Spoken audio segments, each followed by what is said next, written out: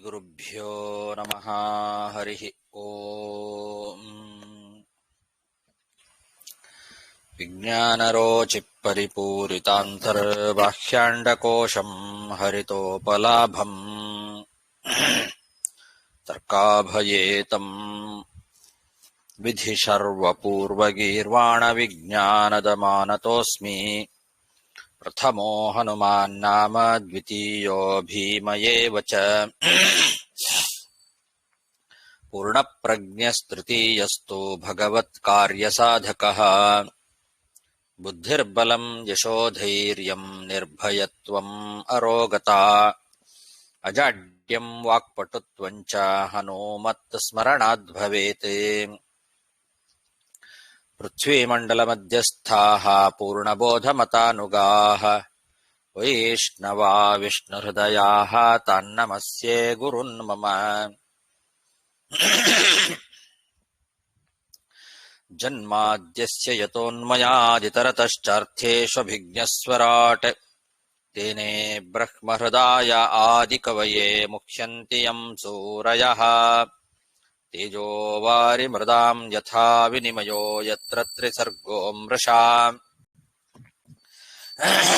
ಧಾಮ್ನಾ ಸ್ವೇನ ಸದಾ ನಿರಸ್ತಕುಹಕಂ ಸತ್ಯಂ ಪರಂ ಧೀಮಹಿ.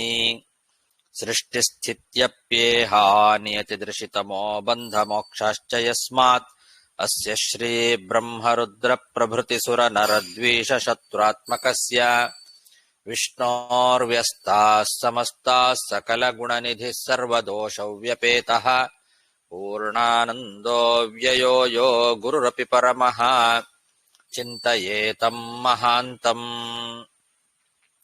ಯಂ ಪ್ರವ್ರಜन्तಮನುಪೇತಮಪೇತಕೃತ್ಯಂ ದ್ವೈಪಾಯನೋ ವಿರಹ ಕಾತರ ಆಜುಹಾವ. ಪುತ್ರೇತಿ ತನ್ಮಯತಯಾ ತರವೋಪಿ ನೇದುಃ ತಂ ಸರ್ವಭೂತಹೃದಯಂ ಮುನಿಮಾನತೋಸ್ಮಿ. ಶ್ರೀಗುರುಭ್ಯೋ ನಮಃ. ಹರಿ ಓಂ. ಶ್ರೀಮದ್ಭಾಗವತದ ನವಮ ಸ್ಕಂಧದ 11ನೇ ಅಧ್ಯಾಯದಲ್ಲಿ 9ನೇ ಶ್ಲೋಕ ಪ್ರಾರಂಭ ಇವತ್ತು. ಯಸ್ಯ ಯೋಗಂ ನ ವಾಂಛಂತೋ ವಿಯೋಗ ಭಯ ಕಾತರಾಃ ಭಜಂತಿ ಚರಣಾಂಭೋಜಂ ಮುನಯೋ ಹರಿಮೇಧಸಃ. ದೇಹಂ ನಾವರುರುತ್ಸೇಹಂ ದುಃಖಶೋಕ ಭಯಾಶ್ರಯಂ ಸರ್ವತ್ರಾಸ್ಯ ಯತೋ ಮೃತ್ಯುಃ ಮತ್ಸ್ಯಾನಾಂ ಉದಕೆ ಯಥಾ. ನಿಮಿ ಮಹಾರಾಜ ದೇವತೆಗಳು ಅವನ ಶರೀರವನ್ನ ಬದುಕಿಸ್ತೇವೆ, ಅದಕ್ಕೆ ಮತ್ತೆ ಜೀವ ತರ್ತೇವೆ ಅಂತ ಹೇಳಿ ತಥಾಸ್ತು ಅಂತ ದೇವತೆಗಳು ಹೇಳಿದರೂ ಕೂಡ ನಿಮಿ ನನಗೆ ಈ ದೇಹ ಬಂಧನ ಆಗೋದು ಬೇಡ ಅಂತ ಹೇಳಿದ. ಅದನ್ನ ನಾವು ಹಿಂದಿನ ಶ್ಲೋಕದಲ್ಲಿ ನೋಡಿದ್ವಿ. ಸತ್ರವನ್ನ ಮುಗಿಸಿರ್ತಕ್ಕಂತಹ ಋಷಿಮುನಿಗಳೆಲ್ಲ ದೇವತೆಗಳ ಹತ್ರ ಪ್ರಾರ್ಥನೆ ಮಾಡಿಕೊಂಡ್ರು. ತಾವು ಸಮರ್ಥರಾಗಿದ್ದೀರಿ, ನಾವು ಮಾಡಿರ್ತಕ್ಕಂತಹ ಈ ಸತ್ರದಿಂದ ನಿಮಗೆ ಪ್ರೀತಿ ಆಗಿದೆ, ನೀವು ಪ್ರಸನ್ನರಾಗಿದ್ದೀರಿ ಅಂತಾದ್ರೆ ತಮ್ಮ ಪ್ರಭಾವದಿಂದ ಈ ರಾಜನ ಈ ಶರೀರ ಜೀವಂತವಾಗ್ಲಿ ಅಂತ ಅವ್ರು ಕೇಳ್ಕೊಂಡಾಗ ತಥಾಸ್ತು ಅಂದು ಬಿಟ್ಟಿದ್ರು ದೇವತೆಗಳು. ಆದ್ರೆ ಇವನು ಬೇಡ ಅಂತಾನೆ. ಯಾಕೆ ಅಂದ್ರೆ ತತ್ವಜ್ಞಾನಿಗಳು ಯಾರಿದ್ದಾರೆ, ತತ್ವಜ್ಞಾನಿಗಳಾದಂತಹ ಋಷಿಮುನಿಗಳು ಅವ್ರ್ಯಾರೂ ಕೂಡ ಈ ದೇಹ ಬಂಧವನ್ನ, ದೇಹ ಸಂಬಂಧವನ್ನ ಇಷ್ಟಪಡೋದಿಲ್ಲ. ಯಾಕೆ ಅಂದ್ರೆ ಅದು ಮತ್ತ ಒಂದಲ್ಲ ಒಂದು ಸಲ ವಿಯೋಗ ಆಗೇ ಆಗತ್ತೆ. ವಿಯೋಗ ಭಯ ಕಾತರಾಹ ಅಂದಿದ್ದಾರೆ. ದೇಹ ಸಂಬಂಧ ಅನ್ನೋದು ಶಾಶ್ವತವಾಗಿ ಇರ್ತಕ್ಕಂಥದ್ದಲ್ಲ. ಅದರ ವಿಯೋಗ ಅಂತ ಅನ್ನೋದು ಇದ್ದೇ ಇದೆ. ಇವತ್ತಲ್ಲ ನಾಳೆ ಮತ್ತದು ಹೋಗ್ತದೆ, ಬಿಟ್ಟು ಹೋಗ್ತದೆ. ಹಾಗಾಗಿ ಆ ವಿಯೋಗ ಭಯಕಾತರರಾದಂತಹ ಮುನಿಗಳು ಆ ದೇಹ ಸಂಬಂಧವನ್ನ ಇಷ್ಟಪಡೋದಿಲ್ಲ. ಜ್ಞಾನಸ್ವರೂಪನಾದಂತಹ ಭಗವಂತನ ಪಾದಕಮಲಗಳನ್ನೇ ಯಾರು ಭಜನೆ ಮಾಡ್ತಾರೋ ಅಂತಹ ದೇಹವನ್ನ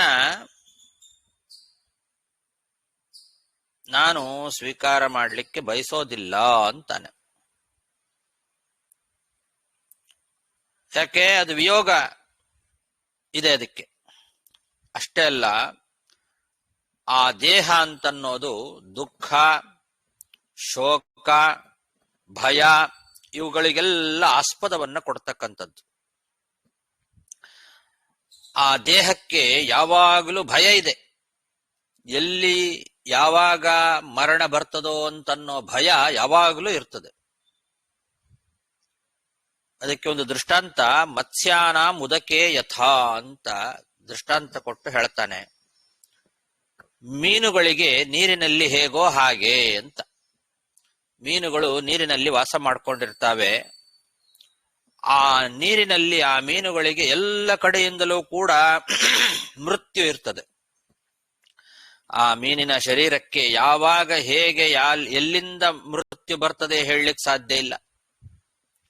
ಸಣ್ಣ ಸಣ್ಣ ಮೀನುಗಳು ದೊಡ್ಡ ದೊಡ್ಡ ಮೀನುಗಳಿಗೆ ಆಹುತಿ ಆಗ್ತವೆ. ಆ ಮೀನು ಅದಕ್ಕಿಂತ ದೊಡ್ಡ ಮೀನಿಗೆ ಆಹುತಿ ಆಗ್ತದೆ. ಹೀಗೆ ಸುತ್ತಲೂ ಮರಣ ಅಂತನ್ನೋದು ಆ ಮೀನುಗಳಿಗೆ ತುಂಬಿಕೊಂಡಿರ್ತದೆ. ಎಲ್ಲಾ ಕಡೆಯಲ್ಲೂ ಮೃತ್ಯು ಸುತ್ತುವರೆದಿರ್ತದೆ. ಹಾಗೆ ಈ ದೇಹಕ್ಕೂ ಕೂಡ ಮೃತ್ಯು ಅಂತನ್ನೋದು ಎಲ್ಲ ಕಡೆಯಲ್ಲಿ ಯಾವಾಗ ಹೇಗೆ ಅದು ಆಕ್ರಮಣ ಮಾಡ್ತದೆ ಹೇಳಲಿಕ್ಕೆ ಸಾಧ್ಯ ಇಲ್ಲ. ಭಯ ಇರ್ತದೆ, ದುಃಖ ಇರ್ತದೆ, ಶೋಕ ಇರ್ತದೆ. ದುಃಖ ಅಂತನ್ನಲ್ಲಿ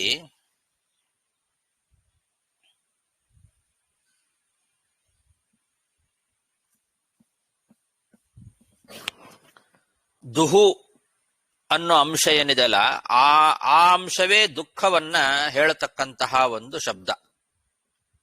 ಅದನ್ನ ಮೊದಲಿಗೆ ಹೇಳೋದ್ರಿಂದ ಹೆಚ್ಚು ದುಃಖ ಅಂತ ಅರ್ಥ ಬರ್ತದೆ. ಖ ಅಂತಂದ್ರೆ ಸುಖ, ಅಲ್ಪ ಸುಖ. ಅಲ್ಪ ಸುಖಯುಕ್ತವಾದ ಅಧಿಕ ದುಃಖವನ್ನ ದುಃಖ ಅಂತ ಕರೆದ್ರೆ ಚೆನ್ನಾಗಿರ್ತದೆ. ಅಂದ್ರೆ ನಮಗೆ ಸುಖಕ್ಕಿಂತ ದುಃಖವೇ ಜಾಸ್ತಿ. ಶೋಕ ಅಂತಂದ್ರೆ ಕೇವಲ ದುಃಖನೇ, ಅಲ್ಲಿ ಖ ಇಲ್ಲವೇ ಇಲ್ಲ. ಶೋಕ, ಖ ಅಂದ್ರೆ ಸುಖ ಅಲ್ವಾ. ದುಹು ಅಂದ್ರೆ ದುಃಖ. ದುಃಖ ಅಂತನ್ನುವಾಗ ಅಲ್ಲಿ ಸ್ವಲ್ಪ ಸುಖನೂ ಸೇರ್ಕೊಂಡಿದೆ. ಸಂಸಾರದಲ್ಲಿ ಸ್ವಲ್ಪ ಸುಖನೂ ಇದೆ, ದುಃಖವೇ ಜಾಸ್ತಿ ಇದೆ.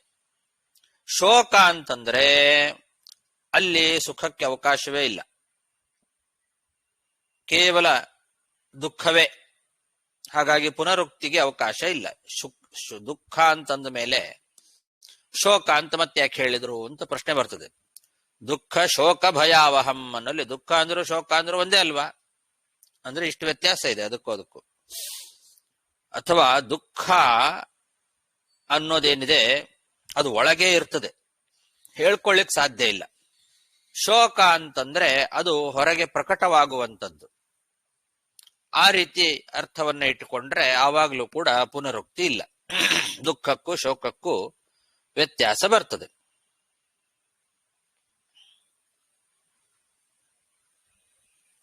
ಹೀಗೆ ದುಃಖ ಮತ್ತು ಶೋಕ ಅಂತನ್ನೋ ಶಬ್ದಗಳಿಗೆ ಅರ್ಥವನ್ನ ಇಟ್ಟುಕೊಳ್ಳಬಹುದು. ದುರ್ದುಃಖಮಿತಿ ಸಂಪ್ರೋಕ್ತಂ ಸುಖಂ ಖಂ ಚೋಚ್ಯತೆ ಬುಧೈಹಿ ಇತಿ ತಾತ್ಪರ್ಯಾಂತರಾತ್ ಅಂತ ಸತ್ಯಧರ್ಮ ತೀರ್ಥರು ಅದನ್ನ ಪ್ರಮಾಣ ಕೊಟ್ಟು ಈ ರೀತಿ ಅರ್ಥ ವ್ಯತ್ಯಾಸವನ್ನ ಮಾಡ್ಕೊಳ್ಳಬಹುದು. ಆದ್ರಿಂದ ಪುನರುಕ್ತಿ ಇಲ್ಲ. ಇನ್ನು ಮೀನು ದೃಷ್ಟಾಂತ ಕೊಟ್ಟಿದ್ದಾರೆ ಇಲ್ಲಿ. ಅದರಲ್ಲೊಂದು ಸ್ವಾರಸ್ಯ ಇದೆ. ಮೀನು ಹೇಗೋ ಹಾಗೆ ಅಂತ. ನಿಮಿ ಮಹಾರಾಜ ಇವಾಗ ದೇವತೆಗಳು ಬಂದು ನಿನ್ನನ್ನು ಬದುಕಿಸ್ತೇನೆ ಅಂತ ಹೇಳ್ತಾ ಇದ್ದಾರೆ. ದೇವತೆಗಳ ಅನುಗ್ರಹದಿಂದ ಎಲ್ಲರ ಕಣ್ಣ ರೆಪ್ಪೆಗಳಲ್ಲಿ ಸೂಕ್ಷ್ಮ ಶರೀರದಿಂದ ಇದ್ದು ಅವರಿಗೆ ಕಣ್ಣು ಮುಚ್ಚಿ ತೆಗೆಯುವ ಕಾರ್ಯವನ್ನ ಪ್ರೇರಣೆ ಮಾಡ್ತಕ್ಕಂಥವನು ನಿಮಿ. ಆದರೆ ಮೀನು ಹಾಗಲ್ಲ. ಮೀನು ಕಣ್ಣು ಮುಚ್ಚೋದಿಲ್ಲ, ತೆಗೆಯೋದಿಲ್ಲ.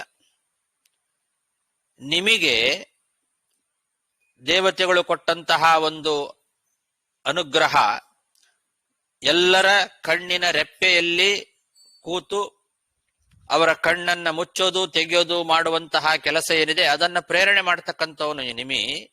ಅವನಿಗೆ ತನ್ನ ಕಾರ್ಯದಲ್ಲಿ ಮೀನಿನ ಶರೀರ ಅನುಕೂಲ ಅಲ್ಲ. ಯಾಕೆಂದ್ರೆ ಮೀನು ಕಣ್ಣು ತೆಗೆಯೋದಿಲ್ಲ, ಮುಚ್ಚೋದಿಲ್ಲ. ಅದು ಯಾವಾಗ್ಲೂ ಅದು ಒಂದೇ ತರ ಇರ್ತದೆ. ಹಾಗೆ ಸ್ಥೂಲವಾದಂತಹ ಈ ರಾಜಶರೀರ ಏನಿದೆ ಅದು ಕೂಡ ತನಗೆ ಈ ಕಾರ್ಯದಲ್ಲಿ ಅನುಕೂಲ ಅಲ್ಲ ಅಂತ ಆ ಮೀನಿನ ದೃಷ್ಟಾಂತವನ್ನ ಕೊಟ್ಟು ಹೇಳೋದ್ರಲ್ಲಿ ಸ್ವಾರಸ್ಯ. ರಾಜಶರೀರವೂ ಹಾಗೆ, ಮೀನಿನ ಶರೀರವೂ ಹಾಗೆ. ನನಗಿದು ಅನುಕೂಲ ಇಲ್ಲ, ಮೀನಿನ ಶರೀರ ನನಗೆ ಅನುಕೂಲ ಅಲ್ಲ. ಯಾಕೆ? ಮೀನಿನಲ್ಲಿ ನನಗೆ ವ್ಯಾಪಾರವೇ ಇಲ್ಲ, ನನ್ನ ಕೆಲಸ ಇಲ್ವೇ ಇಲ್ಲ. ಕಣ್ಣು ಮುಚ್ಚೋದು ತೆಗೆಯೋದು ನನ್ನ ಕೆಲಸ. ಇದನ್ನ ಮೀನು ಮಾಡೋದಿಲ್ಲ. ಹಾಗಾಗಿ ಮೀನಿಗೂ ನನಗೂ ಸಂಬಂಧ ಇಲ್ಲ. ಮೀನಿನ ಶರೀರದಲ್ಲಿ ನನಗೆ ಕಾರ್ಯ ಏನು ಇಲ್ಲ. ಹಾಗೆ ಈ ರಾಜ ಶರೀರದಲ್ಲಿಯೂ ಕೂಡ ನನಗೇನು ಕಾರ್ಯ ಇಲ್ಲ, ಈ ಕಾರ್ಯದಲ್ಲಿ ನನಗೆ ಅನುಕೂಲ ಇಲ್ಲ. ಅದಕ್ಕೋಸ್ಕರ ಈ ರಾಜ ಶರೀರ ನನಗೆ ಬೇಡ ಅಂತ ಅವನು ಮೀನಿನ ದೃಷ್ಟಾಂತವನ್ನು ಕೊಟ್ಟು ಈ ಎರಡೂ ಶರೀರಗಳು ಕೂಡ ಸದಾ ಮೃತ್ಯುವಿಗೆ ತುತ್ತಾಗುವ ಅಂಶದಲ್ಲಿ ಸಮಾನ ಅಂತ ಈ ರೀತಿ ಮೀನಿನ ದೃಷ್ಟಾಂತವನ್ನು ಕೊಟ್ಟಿದ್ದಾನೆ ಅಂತ ಸತ್ಯಧರ್ಮ ತೀರ್ಥರು ಇದನ್ನ ಈ ಸ್ವಾರಸ್ಯವನ್ನ ತೋರಿಸಿಕೊಡ್ತಾರೆ. ಮೀನಿನ ದೃಷ್ಟಾಂತವನ್ನೇ ಯಾಕೆ ಕೊಟ್ಟ ನಿಮಿ ರಾಜ ಅಂತ. ಇನ್ನು ಮತ್ತೊಂದು ವಿಷಯ ಇಲ್ಲಿ ಹೇಳ್ತಾರೆ. ಈಗ ವಸಿಷ್ಠ ಋಷಿಗಳು ಅಲ್ಲಿಯೂ ಪುರೋಹಿತಕ್ಕೆ ಒಪ್ಪಿಕೊಂಡಿದ್ರು, ಇಲ್ಲಿಯೂ ನಾನು ಬರ್ತೇನೆ ಅಂತ ಒಪ್ಪಿಕೊಂಡಿದ್ರು. ಇವನು ಯಾವಾಗ ಬೇರೆ ಪುರೋಹಿತರನ್ನು ಕರೆದು ಯಾಗವನ್ನ ಪ್ರಾರಂಭ ಮಾಡಿದ್ನೋ ಆವಾಗ ಅವರಿಗೆ ಸಿಟ್ಟು ಬಂದು ಶಾಪ ಕೊಟ್ರು ಅಂತ ಇಷ್ಟು ವಿಷಯ ನಾವು ನೋಡಿದ್ವಿ. ನಿಜವಾಗಲೂ ವಸಿಷ್ಠ ಋಷಿಗಳು ದಕ್ಷಿಣೆಯ ಒಂದು ಆಸೆಯಿಂದ ಇಂದ್ರನಿಗೆ ಪುರೋಹಿತರಾಗಿ ಹೋಗಿರಲಿಲ್ಲ. ಮೊದಲೇ ಇಂದ್ರ ಅವರನ್ನ ಕರೆದಿದ್ದ, ಆದ್ರಿಂದ ಹೋಗಬೇಕಾಗಿತ್ತಷ್ಟೆ. ದಕ್ಷಿಣೆಯ ಆಸೆಯಿಂದ ಹೋಗಿದ್ದಲ್ಲ. ನಿಮಿ ಗುರುಗಳ ಆಜ್ಞೆಯನ್ನ ಮೀರಬಾರದಾಗಿತ್ತು. ಅವನೇನ್ ಮಾಡಿದ್ದ? ಕೇಳ್ಕೊಂಡಿದ್ದ ಗುರುಗಳ ಹತ್ರ. ಅವರು ಬರ್ತೇನೆ, ಅಲ್ಲಿ ಪುರೋಹಿತಕ್ಕೆ ನಾನು ಒಪ್ಕೊಂಡಿದ್ದೇನೆ, ಅಲ್ಲಿಗೆ ಹೋಗಿ ಆಮೇಲೆ ಬರ್ತೇನೆ ಅಂತ ಅಂದಿದ್ರು. ಅವರೇನು ದಕ್ಷಿಣ ಆಸೆಯಿಂದ ಅಲ್ಲಿಯೂ ಹೋಗ್ಬೇಕು, ಆಮೇಲೆ ಬರ್ತೇನೆ ಕಾಯಿ ನಿನ್ನ ಹತ್ರನು ಅಂತ ಹಂಗೆ ಹೇಳಿದ್ದಲ್ಲ. ಅವ್ರು ದಕ್ಷಿಣ ಆಸೆಯಿಂದ ಹೇಳಿದ್ದಲ್ಲ, ಒಪ್ಕೊಂಡ್ಬಿಟ್ಟಿದ್ದ. ಮೊದಲೇ ಒಪ್ಕೊಂಡ್ಬಿಟ್ಟಿದ್ರು ಅವರು. ಅದೇ ಕಾರಣ. ಆದ್ರಿಂದ ಇವನೇನು ಮಾಡಬೇಕಾಗಿತ್ತು? ಕಾಯ್ಬೇಕಾಗಿತ್ತು. ಸ್ವಲ್ಪ ಗುರುಗಳು ಹೇಳಿದ್ದಾರೆ ಅಂದ ಮೇಲೆ ಸ್ವಲ್ಪ ಕಾಯ್ಬೇಕಾಗಿತ್ತು. ಅವರ ಆಜ್ಞೆ ಇತ್ತು, ಅದನ್ನು ಮೀರಬಾರ್ದಾಗಿತ್ತು. ಆದರೂ ಕೋಪೋಪಿ ದೇವಸ್ಯ ವರೇಣ ತುಲ್ಯ ಅಂತನ್ನೋ ಹಾಗೆ ನಿಮಗೆ ಈ ಸ್ಥೂಲ ದೇಹ ಬಂಧನ ಹೋಗಿ ಸೂಕ್ಷ್ಮ ದೇಹ ಅನ್ನೋದು ಸಿಕ್ತು. ಇದರಿಂದ ನಿನ್ನ ಶರೀರ ಬಿದ್ದೋಗ್ಲಿ ಅಂತ ಅವ್ರು ಶಾಪ ಕೊಟ್ಟಿದ್ರಿಂದ ಅವನಿಗೆ ಆ ಸ್ಥೂಲ ದೇಹದ ಬಂಧನ ಹೋಯ್ತಲ್ಲ. ಹಾಗಾಗಿ ದೊಡ್ಡವರು ಕೋಪ ಮಾಡ್ಕೊಂಡ್ರು ಕೂಡ ಅದು ನಮಗೊಂದು ವರನೇ. ದೊಡ್ಡವರು ಯಾವಾಗ್ಲೂ ಕೂಡ ಕೋಪ ಮಾಡಿಕೊಂಡ್ರೆ ಅದು ವರಕ್ಕೆ ಸಮಾನ ಅಂತ ಒಂದು ಮಾತೇ ಇದೆ. ಕೋಪೋಪಿ ದೇವಸ್ಯ ವರೇಣ ತುಲ್ಯ ಅಂತ. ಹಾಗಾಗಿ ಇವನಿಗೆ ಅದು ಒಳ್ಳೇದಾಯ್ತು. ಆದ್ರಿಂದ ಎಲ್ಲಾರು ಕಣ್ಣು ಮುಚ್ಚಿ ತೆಗೆಯೋದಕ್ಕೆ ಇವನೇ ಪ್ರೇರಕ ನಿಮಿ. ಆ ಕಣ್ಣನ್ನ ಕಾಪಾಡ್ತಾ ಪುಣ್ಯವನ್ನ ಕಟ್ಟಿಕೊಳ್ಳುವಂತಹ ಒಂದು ಅವಕಾಶ ಸಿಕ್ತವನಿಗೆ. ಹಾಗಾಗಿ ಈ ಸೂಕ್ಷ್ಮ ವಿಚಾರಗಳನ್ನ ಇಲ್ಲಿ ನಾವು ತಿಳ್ಕೊಳ್ಬೇಕು. ಆದ್ರಿಂದ ಮೀನು ಹೇಗೋ ಹಾಗೆ ಎಲ್ಲ ಕಡೆಯಲ್ಲಿ ದುಃಖ, ಶೋಕ, ಭಯ ಮೊದಲಾದವುಗಳಿಗೆ ಆಸ್ಪದ ಕೊಡುತ್ತದೆ. ಹಾಗಾಗಿ ನನಗೆ ಈ ಶರೀರ ಬೇಡ ಅಂತ ನಿಮಿ ಮಹಾರಾಜ ಹೇಳ್ದ. ಯಸ್ಯ ಯೋಗಂ ನ ವಾಂಛಂತೋ ವಿಯೋಗ ಭಯ ಕಾತರಾಹ ಭಜಂತಿ ಚರಣಾಂಭೋಜಂ ಮುನಯೋ ಹರಿಮೇಧಸಃ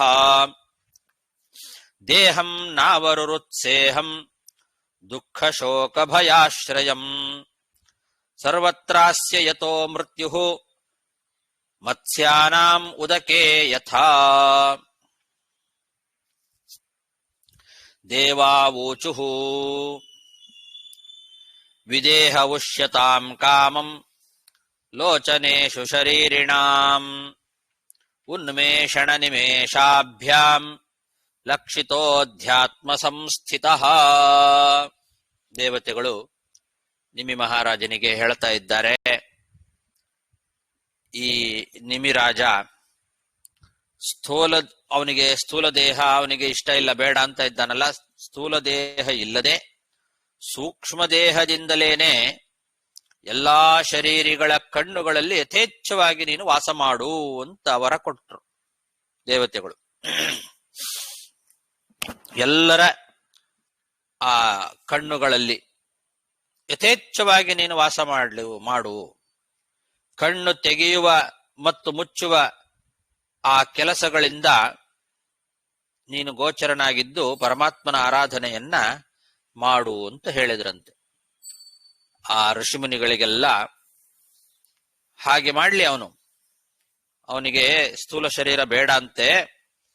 ಆ ಸ್ಥೂಲ ಶರೀರ ಇಲ್ಲದೇ ಇದ್ರೂ ಕೂಡ ಸೂಕ್ಷ್ಮ ಶರೀರದಿಂದಲೇ ಇದ್ದುಕೊಂಡು ಎಲ್ಲಾರ ಕಣ್ಣಿನಲ್ಲಿ ಇದ್ದು ಆ ಕಣ್ಣು ತೆಗೆಯೋದು ಮುಚ್ಚೋದು ಕೆಲಸ ಏನಿದೆ ಆ ಕೆಲಸವನ್ನ ಮಾಡಿಸ್ತಾ ಎಲ್ಲರ ಕೈಯಿಂದ ಆ ರೀತಿಯಲ್ಲಿ ಭಗವಂತನ ಆರಾಧನೆ ಅವನಿಂದ ನಡಿಲಿ ಅಂತ ಹೇಳಿದರು. ಅದೊಂದು ಭಗವಂತನ ಆರಾಧನೆ. ಎಲ್ಲಾರ ಕಣ್ಣುಗಳಲ್ಲಿ ಇದ್ದು ಕಣ್ಣಿನ ಆ ರೆಪ್ಪೆಗಳನ್ನ ಮುಚ್ಚೋದು ತೆಗೆಯೋದು ಏನಿದೆ ಆ ಒಂದು ಶಕ್ತಿ ಎಲ್ಲಾ ಜೀವರಿಗೆ ಕೊಡುವ ಒಂದು ಶಕ್ತಿಯನ್ನ ಕೊಡ್ಲಿ ಅವನು. ಭಗವಂತನ ಆರಾಧನಾ ರೂಪವಾಗಿ ಅಂಥ ಶಕ್ತಿಯನ್ನ ಎಲ್ರಿಗೂ ಅವನು ಕೊಡ್ಲಿ ಅಂತ. ಅಥವಾ ಇಲ್ಲಿ ಏನಿದೆ ಅಧ್ಯಾತ್ಮ ಸಂಸ್ಥಿತ ಅಂತಿದೆ. ಲಕ್ಷಿತೋ ಅಧ್ಯಾತ್ಮ ಸಂಸ್ಥಿತ ಅಂತ. ಅಧ್ಯಾತ್ಮ ಅಂದ್ರೆ ಅಧಿಕವಾದ ಶರೀರ, ಸೂಕ್ಷ್ಮ ಶರೀರ. ಅದು ಅಬಂಧಕವಾಗೋದ್ರಿಂದ ಈ ವಿವಕ್ಷೆಯಲ್ಲಿ ಅದು ಸ್ಥೂಲ ಶರೀರಕ್ಕಿಂತ ಅಧಿಕ ಉತ್ತಮ ಅಂತ ಕರೆಸ್ಕೊಂಡಿದೆ. ಯಾವುದು? ಈ ಸೂಕ್ಷ್ಮ ಶರೀರ ಸ್ಥೂಲ ಶರೀರಕ್ಕಿಂತಲೂ ಉತ್ತಮ ಅದು. ಯಾಕೆಂದ್ರೆ ಅದು ಬಂಧಕ ಆಗೋದಿಲ್ಲ. ಆದ್ರಿಂದ ನಿಮಿ ಈ ಬಂಧಕವಾದ ಸ್ಥೂಲ ಶರೀರ ಬೇಡ ಅಂತ ಹೇಳಿದ್ದಾನೆ. ಅದಕ್ಕೆ ಅಬಂಧಕವಾದ ಸೂಕ್ಷ್ಮ ಶರೀರವನ್ನು ದೇವತೆಗಳು ಅನುಗ್ರಹ ಮಾಡಿದರು. ಹಾಗಾಗಿ ಅಧ್ಯಾತ್ಮ ಸಂಸ್ಥಿತ ಅನ್ನೋದು ಆ ರೀತಿನೂ ಕೂಡ ಅರ್ಥವನ್ನ ಮಾಡಲಿಕ್ಕೆ ಬರ್ತದೆ. ಅಧ್ಯಾತ್ಮ ಸಂಸ್ಥಿತ ಅಂತಂದ್ರೆ ಮತ್ತೊಂದು ಅರ್ಥ, ಭಗವಂತನ ಆರಾಧನಾ ರೂಪವಾಗಿ ಅವನು ಈ ಕೆಲಸವನ್ನ ಮಾಡಲಿ. ರೆಪ್ಪೆಗಳನ್ನ ಮೀಲನ ಮತ್ತು ಉನ್ಮೀಲನ, ತೆಗೆಯೋದು ಮುಚ್ಚೋದು, ಈ ಕೆಲಸವನ್ನ ಕೊಡುವ ಶಕ್ತಿ ಎಲ್ಲರಿಗೂ ಕೊಡುವಂತೆ ಅವನಿಗೆ ಶಕ್ತಿ ಬರಲಿ ಅಂತ. ಹಾಗೆ ವಿದೇಹ ಉಷ್ಯತಾಂ ಕಾಮಂ ಲೋಚನೇಷು ಶರೀರಿಣಾಂ ಉನ್ಮೇಷಣ ನಿಮೇಷಾಭ್ಯಾಂ ಲಕ್ಷಿತೋಧ್ಯಾತ್ಮ ಸಂಸ್ಥಿತಃ. ಶ್ರೀ ಶುಕ ಉವಾಚ ಅರಾಜಕ ಭಯಂ ನೃಣಾಂ ಮನ್ಯಮಾನಾ ಮಹರ್ಷಯಃ ದೇಹಂ ಮಮಂಥುಶ್ಚ ನಿಮೇಹೇ ಕುಮಾರಃ ಸಮಜಾಯತ. ಹೀಗೆ ನಿಮಿ ಮಹಾರಾಜನ ಮೃತ ಶರೀರ ಏನಿದೆ ಆ ಶರೀರದಿಂದಲೇನೆ ಅವನ ವಂಶ ಬೆಳೀತು ಅಂತ ಹೇಳ್ತಾ ಇದ್ದಾರೆ. ಅವನ ಮೃತ ಶರೀರವನ್ನ ಎಣ್ಣೆಯಲ್ಲಿ ಸುಗಂಧ ದ್ರವ್ಯಗಳಲ್ಲಿ ಹಾಕಿ ಇಟ್ಟಿದ್ರು. ಹಾಗೆ ಸತ್ರ ಎಲ್ಲ ಮುಗಿತು. ಮತ್ತೆ ಬದುಕಿಸ್ತೇನೆ ಅಂತಂದ್ರೆ ಬೇಡ ಅಂದ್ಬಿಟ್ಟ. ಅವನಿಗೆ ಸೂಕ್ಷ್ಮ ಶರೀರವೇ ಸಾಕು, ನನಗೆ ಸ್ಥೂಲ ಶರೀರ ಬೇಡ ಅಂತ ಅವನು ಹೇಳ್ದ. ಆ ಮೃತ ಶರೀರ ಏನಿದೆ ಅದರಿಂದಲೇನೆ ಅವನ ವಂಶ ಮುಂದೆ ಬೆಳೀತಂತೆ. ಯಾಕೆ ಅಂದ್ರೆ ಮನುಷ್ಯರಿಗೆ ಅರಾಜಕತೆಯ ಭಯ ಉಂಟಾಗಬಾರದು. ದೇಶದಲ್ಲಿ ರಾಜ ಅಂತ ಒಬ್ಬ ಇರಲೇಬೇಕು. ರಾಜ ಇಲ್ಲ ಅಂತಾದ್ರೆ ಅರಾಜಕತೆ ಉಂಟಾಗ್ತದೆ, ಜನರಲ್ಲಿ ಭಯ, ಕಳ್ಳಕಾಕರ ಭಯ ಎಲ್ಲ ಉಂಟಾಗ್ತದೆ. ಅದಾಗಬಾರದು ಅಂತ ಋಷಿಮುನಿಗಳೆಲ್ಲ ಆಲೋಚನೆಯನ್ನು ಮಾಡಿ ಆ ನಿಮಿಯ ಆ ಮೃತ ಶರೀರವನ್ನೇ ಮಥನ ಮಾಡಿದರಂತೆ, ಕಡಿದ್ರು. ಆವಾಗ ಒಬ್ಬ ಕುಮಾರ ಹುಟ್ಟಿದ. ಅರಾಜಕ ಭಯಂ ನೃಣಾಂ ಮನ್ಯಮಾನಾ ಮಹರ್ಷಯಃ ದೇಹಂ ಮಮಂಥುಶ್ಚ ನಿಮೇಹೇ ಕುಮಾರಃ ಸಮಜಾಯತ. ಜನನಾಜ್ಜನಕಸ್ಸೋಭೂತ್ ವೈದೇಹಸ್ತು ವಿದೇಹಜಃ ಮಿಥಿಲೋ ಮಥನಾಜ್ಜಾತೋ ಮಿಥಿಲಾಯೇನ ನಿರ್ಮಿತ. ಇವನು ವಿಲಕ್ಷಣವಾದ ರೀತಿಯಲ್ಲಿ ಹುಟ್ಟಿದವನು. ದೇಹವನ್ನ ಮಥನ ಮಾಡಿದಾಗ ಅಲ್ಲಿಂದ ಜನಿಸಿದವನು ಆದ್ರಿಂದ ಅವನಿಗೆ ಜನಕ ಅಂತ ಹೆಸರು ಬಂತಂತೆ. ನಿಮಿಯ ಮಗ ಜನಕ, ಅವನು ಜನಕ ಮಹಾರಾಜ ಅಂತ ಪ್ರಸಿದ್ಧನಾಗ್ತಾನೆ. ಯಾಕೆ ಜನಕ ಅಂದ್ರೆ ಅವನು ಜನಿಸಿದ್ದರಿಂದ ಅಂತ ಹೇಳ್ತಾ ಇದ್ದಾರೆ. ಜನನಾಥ್ ಜನಕ.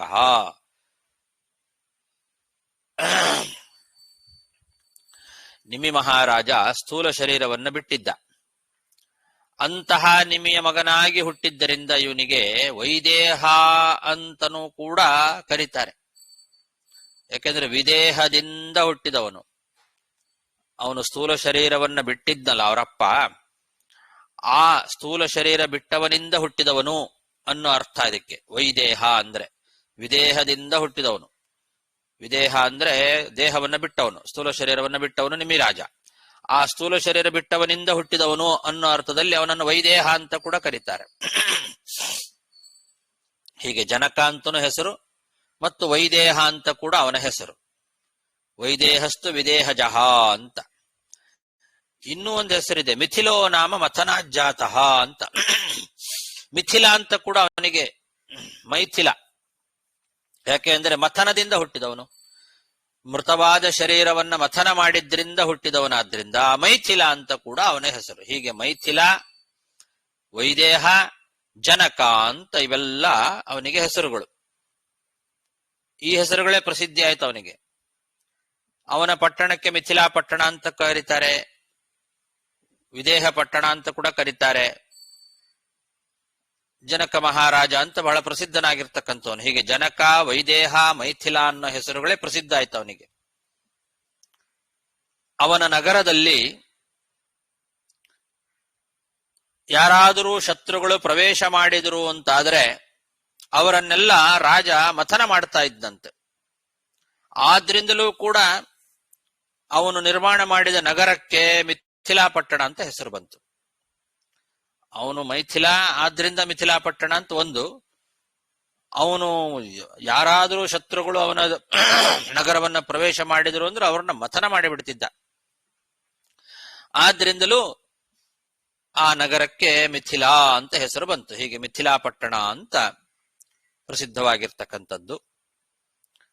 ಜನನಾಜ್ಜನಕಸ್ಸೋಭೂತ್ ವೈದೇಹಸ್ತು ವಿದೇಹಜಃ ಮಿಥಿಲೋ ಮಥನಾಜ್ಜಾತೋ ಮಿಥಿಲಾಯೇನ ನಿರ್ಮಿತ. ತಸ್ಮಾತ್ ಉದಾವಸುಸ್ತಸ್ಯ ಪುತ್ರೋ ಭೂನ್ ನಂದಿವರ್ಧನಃ ತತಃ ಸುಕೇತುಸ್ತಸ್ಯಾಪಿ ದೇವರಾತೋ ಮಹೀಪತೆ. ಈ ಜನಕ ಏನಿದ್ದಾನೆ ಅವನಿಂದ ಹುಟ್ಟಿದವನು ಉದಾವಸು ಅಂತ ಅವನಿಗೆ ಹೆಸರು. ಜನಕನ ಮಗನಾಗಿ ಉದಾವಸು ಹುಟ್ಟಿದ. ಅವನಿಗೆ ಮಗನಾಗಿ ನಂದಿವರ್ಧನ ಎಂಬತಕ್ಕಂಥವನು ಹುಟ್ಟುತ್ತಾನೆ. ಆ ನಂದಿವರ್ಧನನಿಗೆ ಮಗ ಸುಕೇತು, ಸುಕೇತುವಿನ ಮಗ ದೇವರಾತ. ಹೀಗೆ ಅವನ ವಂಶ ಮುಂದೆ ಹೇಳ್ತಾ ಇದ್ದಾರೆ. ತಸ್ಮಾದುದಾವಸುಸ್ತಸ್ಯ ಪುತ್ರೋ ಭೂನ್ ನಂದಿವರ್ಧನಃ ತತಃ ಸುಕೇತುಸ್ತಸ್ಯಾಪಿ ದೇವರಾತೋ ಮಹೀಪತೆ. ತಸ್ಮಾದ್ ಬೃಹದ್ರಥಸ್ತಸ್ಯ ಮಹಾವೀರ್ಯ ಸುಧೃತ್ಪಿತಾ ಸುಧೃತೆ ಧೃಷ್ಟಕೇತುರ್ವೈಃ ಹರ್ಯಶ್ವೋಥ ಮರುತ್ಸ್ತತಃ. ದೇವರಾತನ ಮಗ ಬೃಹದ್ರಥ, ಬೃಹದ್ರಥನ ಮಗ ಸುಧೃತ ಅಲ್ಲ ಮಹಾವೀರ್ಯ, ಮಹಾವೀರ್ಯನ ಮಗ ಸುಧೃತ. ದೇವರಾತನ ಮಗ ಬೃಹದ್ರಥ, ಬೃಹದ್ರಥನ ಮಗ ಮಹಾವೀರ್ಯ, ಮಹಾವೀರ್ಯನ ಮಗ ಸುಧೃತ, ಸುಧೃತನ ಮಗ ದೃಷ್ಟಕೇತು, ದೃಷ್ಟಕೇತುವಿನ ಮಗ ಹರ್ಯಶ್ವ, ಹರ್ಯಶ್ವನ ಮಗ ಮರು. ತಸ್ಮಾತ್ ಬೃಹದ್ರಥಸ್ತಸ್ಯ ಮಹಾವೀರ್ಯ ಸುಧೃತ್ ಪಿತಾ, ಸುಧೃತೆ ದೃಷ್ಟಿಕೇತುರ್ವೈ ಹರ್ಯಶ್ವೋತಮರಸ್ತತಃ. ಮರೋ ಪ್ರತೀಂಧಕಸ್ತಸ್ಮಾತ್ ಜಾತಃ ಕೃತಿರಥೋ ಯತಃ.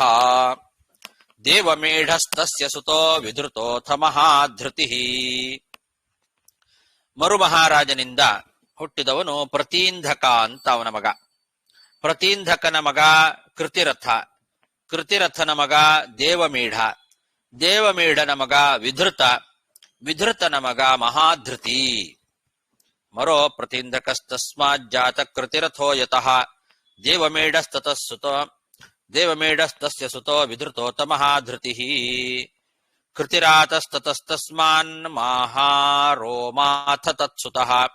ಸ್ವರ್ಣರೋಮಾಸುತಸ್ತಸ್ಯ ಹ್ರಸ್ವರೋಮಾ ವ್ಯಜಾಯತ. ಮಹಾಧೃತಿಯ ಮಗ ಕೃತಿರಾತ, ಕೃತಿರಾತನ ಮಗ ಮಹಾರೋಮ, ಮಹಾರೋಮನ ಮಗ ಸ್ವರ್ಣರೋಮ, ಸ್ವರ್ಣರೋಮನ ಮಗ ಹ್ರಸ್ವರೋಮ. ಕೃತಿರಾತಸ್ತತಸ್ತಸ್ಮಾನ್ ಮಹಾರೋಮಾಥ ತತ್ಸುತಃ. ಸ್ವರ್ಣರೋಮಾಸುತಸ್ತಸ್ಯ ಹ್ರಸ್ವರೋಮಾ ವ್ಯಜಾಯತ.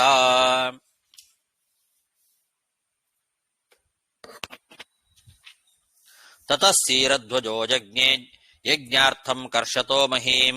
ಸೀತಾ ಸೀರಾಗ್ರತೋ ಜಾತ ತಸ್ಮಾತ್ ಸೀರಧ್ವಜ ಸ್ಮೃತಃ. ಈ ಹ್ರಸ್ವರೋಮ ಏನಿದ್ದಾನೆ ಅವನ ಮಗ ಸೀರಧ್ವಜ ಅಂತ ಅವನಿಗೆ ಹೆಸರು.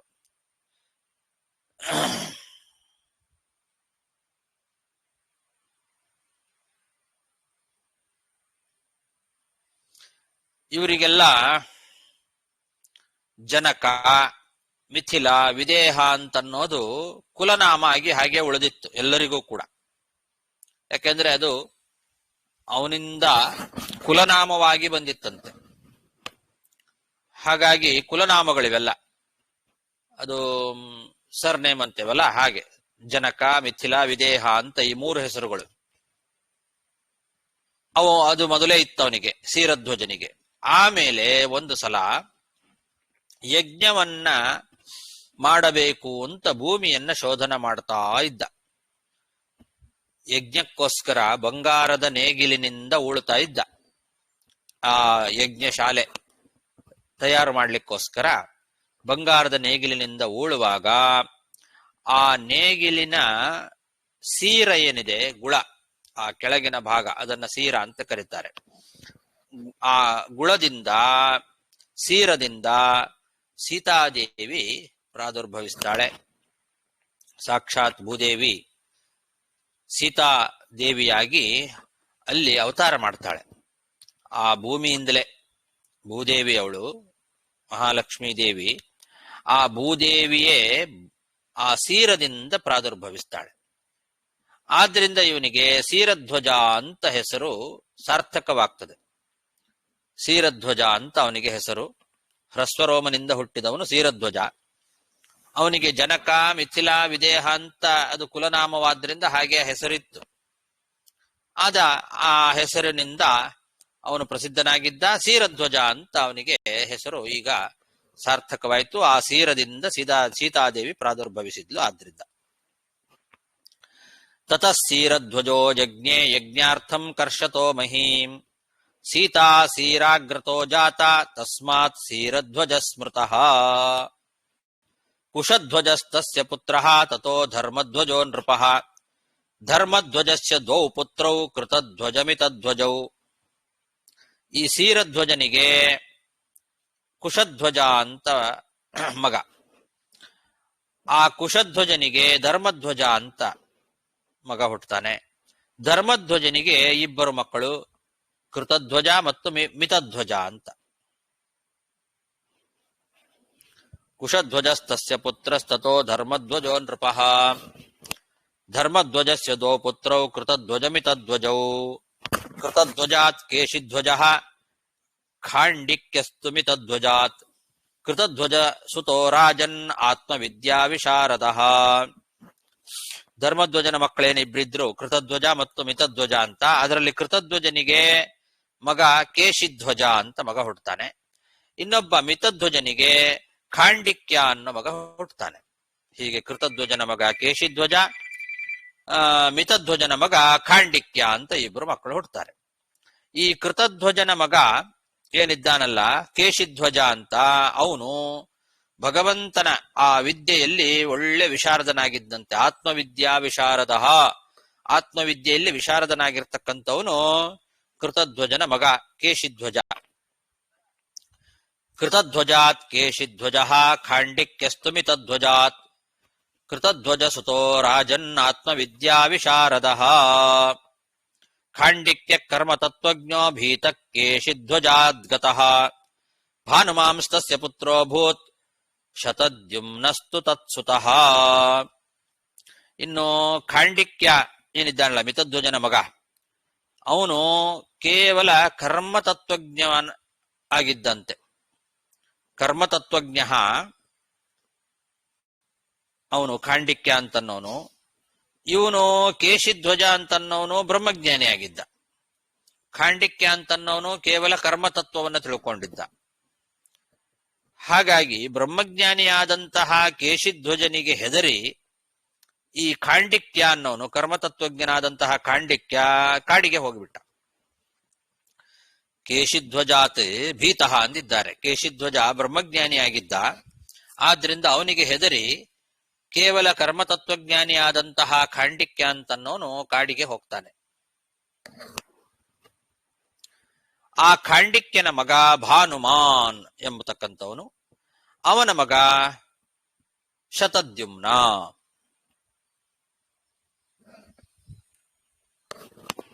ಖಾಂಡಿಕ್ಯ ಕರ್ಮತತ್ವಜ್ಞೋ ಭೀತ ಕೇಶಿಧ್ವಜಾದ್ಗತಃ ಭಾನುಮಾಂಸ್ತಸ್ಯ ಪುತ್ರೋಭೂತ್ ಶತದ್ಯುಮ್ನಸ್ತು ತತ್ಸುತಃ.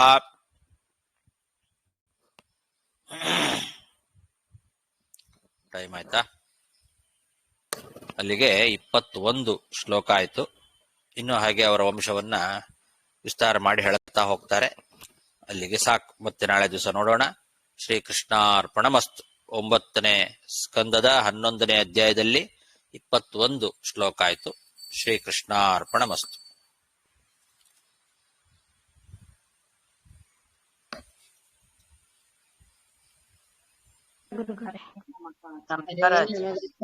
ನಮಸ್ಕಾರಗಳು, ಧನ್ಯವಾದಗಳು.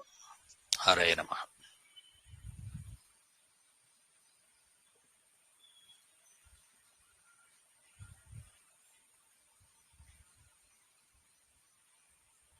ಹರೇ ಶ್ರೀನಿವಾಸ. ನಮಸ್ಕಾರ ಗುರುಗಳೇ.